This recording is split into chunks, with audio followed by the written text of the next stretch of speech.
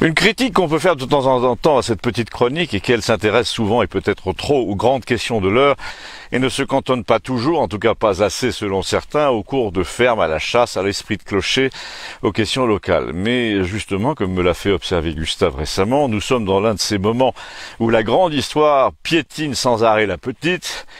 Et le masque, les commentaires qui suscitent, les disputes à propos des écoles, tout ça empoisonne la vie des gens qui se croyaient à l'écart de tous les tumultes nationaux et internationaux et qui voient finalement que non. Gustave a l'air convaincu que c'est l'un des traits de ce gouvernement. Il a décidé d'aller chercher les gens là où ils vivent pour réduire leur capacité de résistance à ce qu'il veut leur imposer. Et puisqu'il est bouquiniste, il a attiré mon attention pour commencer sur une anomalie profonde et assez récente qui concerne les albums d'Astérix. Au début de chaque album, et les gens de ma génération en ont toujours un ou deux de la vieille époque qui traînent dans un placard, on voit en page de garde un village gaulois sous une loupe avec la légende « La Gaule est entièrement occupée par les Romains ». Mais non, pas entièrement, car un village résiste. Eh bien, vous remplacez Romain par Européen, Américain, Chinois, et vous avez une allusion parfaite à ce qui nous arrive en ce moment, tellement parfaite, m'a dit Gustave, que l'éditeur d'Astérix, qui est devenu un agent de l'Empire romain, a fait sauter la page de garde et son dessin liminaire avec la loupe pour ne pas donner aux Français l'impression qu'ils pouvaient s'identifier exagérément aux Gaulois résistants. Or, quand on y pense, et j'y ai souvent repensé depuis, c'est du même schéma qu'il s'agit dans les albums, dans les histoires d'Astérix.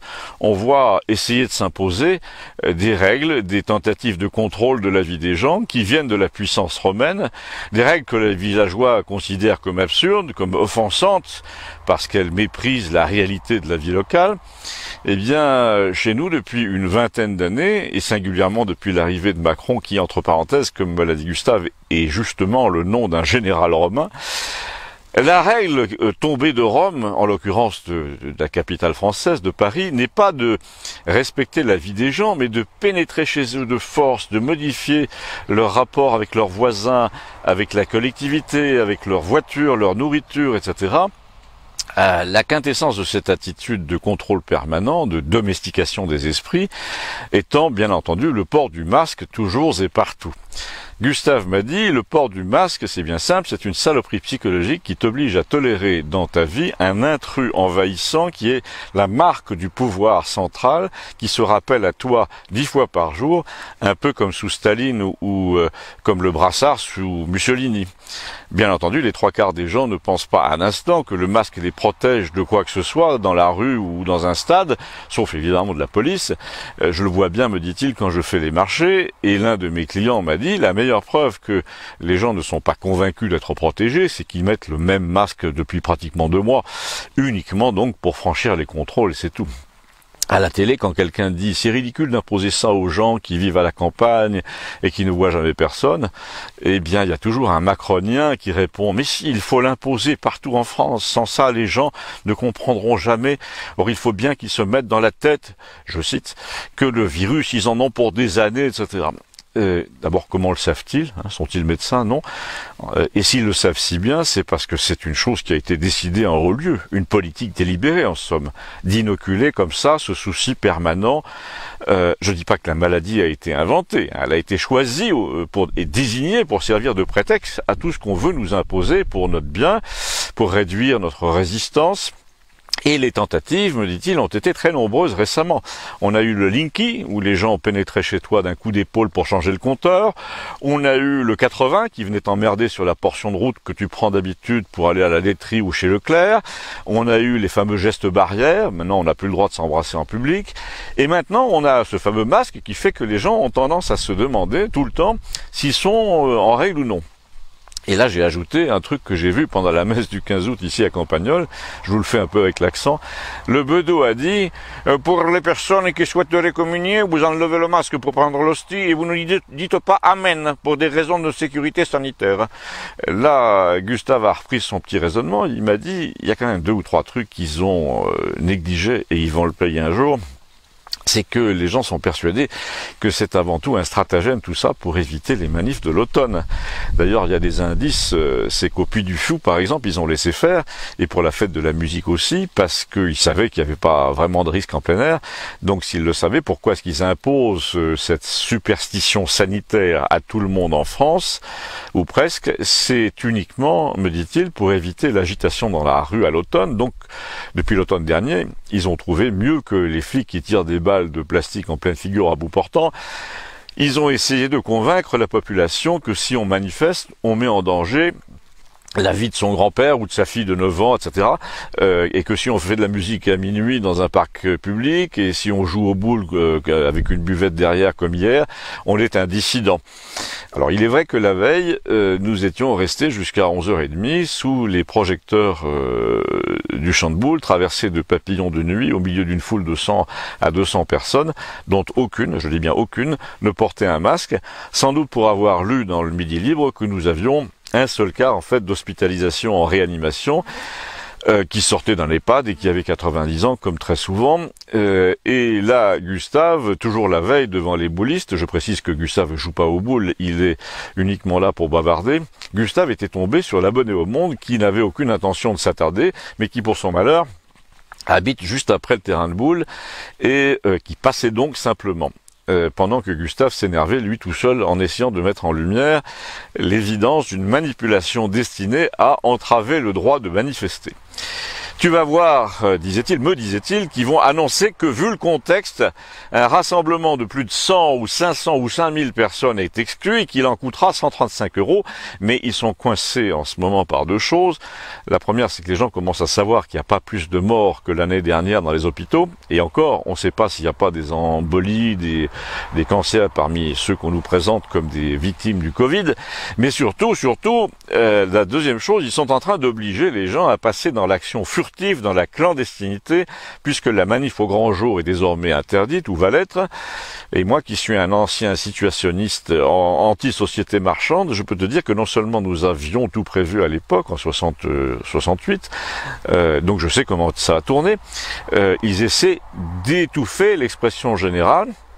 Elle va donc se diviser et devenir particulière. C'est le principe du sabotage, c'est celui de la guérilla. Alors je lui dis, tu vas quand même pas arrêter les trains.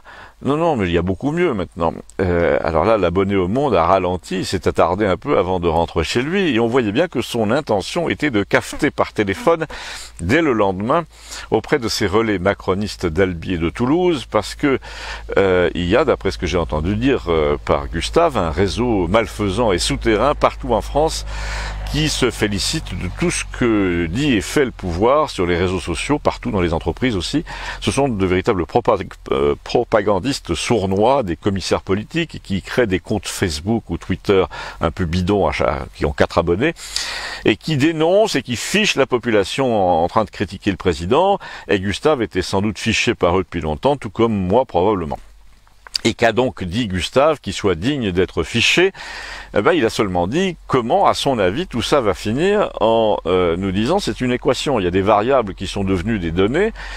C'est les 135 €, les arrestations arbitraires, les gardes à vue préventives, le fait qu'ils arrêtent des gens dès les péages en région parisienne, qu'ils ferment les stations de métro, jusqu'à la moitié d'entre elles. Les gilets jaunes, c'est comme une espèce de tumeur qui se reforme toujours au même endroit à Paris et qui bombarde avec leurs rayons. À la fin, la tumeur finit par se réduire un peu, mais malheureusement pour eux, elle fait des métastases. Ce sont en quelque sorte de nouvelles variables dans l'équation. Et là, je lui ai dit que des mots d'ordre et des banderoles qui montent sous des ballons, c'était un peu dérisoire quand même, mais il nous a fait un petit cours d'histoire immédiate. Il a parlé donc du situationnisme, ce mouvement littéraire et politique révolutionnaire dont il avait fait partie autrefois, qui détestait la société marchande de consommation et la bourgeoisie et puis qui détestait aussi les médias de masse, le genre Bourdieu. À l'époque, dans les années 60, ça passait pour un mouvement de gauche, mais désormais tout toutes ces thèses, nous a-t-il dit, sont devenues d'actualité et surtout elles sont devenues droitières puisque la bourgeoisie est devenue socialiste. Quand tu vois le salaire des Moscovici, Lang et consorts, les voitures de fonction, tu comprends l'arnaque. Et quand tu vois les télés de la TNT, tu sais que tu te fais blouser sans arrêt. Et même toi, m'a-t-il rappelé, tu m'as raconté, je me souviens bien qu'au Figaro en 1990, tu as vu débarquer des journalistes trentenaires qui prenaient 2 briques par mois tout en portant des vestes en jean et des Santiago en se disant de gauche. Et alors, et je demandais, en 68, à l'époque, c'était le même tableau que pour les gilets jaunes aujourd'hui. Pas de hiérarchie dans le mouvement situationniste, on dînait avec des intellectuels anti-médias, on coupait toutes les têtes qui dépassaient, et on comptait sur l'insurrection générale pour faire basculer la société. Je précise que lui était fils d'ouvrier italien immigré, et moi non, j'étais trop jeune, ma famille était trop aisée, et donc il avait connu le vrai 68, et moi j'avais 14 ans. Eh bien, a dit Gustave, la révolte a eu lieu, mais elle a été récupérée. Alors je dis un peu comme aujourd'hui. Non, pas comme aujourd'hui. Aujourd'hui, Macron a essayé de récupérer la révolte avec ses fameux débats à la con, mais ça n'a pas marché. Les cahiers de doléances n'ont pas été publiés. Le mec s'est foutu de nous, en gros. En fait, il traite la révolte comme Loukachenko en Biélorussie, à coup de décrets, de matraques, et donc il va provoquer des actions commando, des chahuts, de sorte que la vie va devenir impossible pour tous ces gens qui gouvernent en France. Gustave a dit, tu balances 1 kilo de peinture jaune fluo du 8e étage dans un sac en plastique sur le parking de la préfecture, et t'as une action de type biélorusse, ça va amuser la presse mondiale, c'est en fait terrible pour le pouvoir de ce genre de cas. D'autant, et je dis aux lecteurs du Monde, que le président Macron encourage en ce moment les Biélorusses à faire exactement pareil, à résister par tous les moyens. Il dit c'est légitime, il faut s'affranchir de l'oppresseur, etc. Pareil pour les Libanais. Du coup, en France, il incite les gens à faire pareil aussi. Et là, j'ai ajouté, dans tous les domaines, il appelle à déstabiliser, à refonder, à faire tomber les anciens pouvoirs, sans s'apercevoir qu'il va être lui-même déstabilisé par les mêmes méthodes. Parce qu'en fait, c'est un pyromane qui est cerné par le feu. En plus, regarde ce qui arrive à l'adjoint à la ville de Paris, accusé à New York. Là, regarde ce qui est arrivé aussi à Griveaux. En fait, le régime est aussi fragile que celui de Loukachenko. Tout peut le faire tomber. Et là, Gustave a dit un truc amusant, et au fond très juste, il m'a dit, il m'a contredit, en me disant, pour New York et pour les balais bleus de l'adjoint de la ville de Paris, enfin, supposé, c'est différent, ce sont les Américains qui nous signifient qu'ils peuvent nous écraser quand ils veulent. Ah bon, et je dis, et là j'ai vu sur la figure de l'abonné au Monde qu'il prenait son élan pour se livrer à une accusation de complotisme comme d'habitude, mais Gustave a expliqué calmement. Oui, le New York Times te balance un truc énorme sur un type qui a travaillé 10 ans pour LVMH et pour Bernard Arnault, lequel Bernard Arnault s'est hissé au 4e rang des fortunes mondiales, essaie de racheter beaucoup de choses aux États-Unis et devient une puissance menaçante pour l'Amérique. D'autant que le principal de sa clientèle est asiatique, latino-américaine, donc un peu incontrôlable, et le fait qu'on lui trouve un collaborateur, disons, douteux avec le concours du New York Times n'aurait aucun rapport, nous dit Gustave, soi-disant avec le désir de faire chuter le titre LVMH à la bourse. Je n'y crois pas, nous dit-il. N'importe quoi, a dit le lecteur du Monde. Gustave n'a même pas daigné lui répondre. Il a continué, il a dit, pour Alstom, c'était pareil. Pour mettre la main dessus, ils ont inventé une corruption. Ils ont mis en prison pendant 2 ans un dirigeant qui a servi d'otage avec une seule idée en tête, faire tomber la direction pour s'emparer de l'entreprise. Là, a dit l'abonné au Monde, pour LVMH, tu tombes mal, c'est pas la direction qui prenne un otage, c'est un clampin. En admettant que ce soit un clampin, a dit Gustave, il va être assez tentant pour les journalistes américains d'essayer de prouver que Bernard Arnault a fermé les yeux sur ses activités. Et alors là, on était un peu loin des masques et du gouvernement, en tout cas c'est ce que j'ai fait observer, mais Gustave, qui pour le coup s'est avoué vraiment complotiste, a dit, tu verras, on n'est pas si loin de Macron en fait. Bernard Arnault est pour Macron une véritable boussole financière, boussole tout court d'ailleurs, même morale, et l'attaquer c'est attaquer Macron aussi. Dans quel but ai-je demandé? Eh bien pour atteindre notre président qui est un orgueilleux, qui énerve l'état profond américain. D'ailleurs la France elle-même l'énerve depuis longtemps. Je ne sais pas si tu te souviens de l'affreux Jean-Marie Messier et de l'affaire Vivendi. Eh c'est pareil. Dès qu'on met un pied dans la matrice américaine, ça devient alien.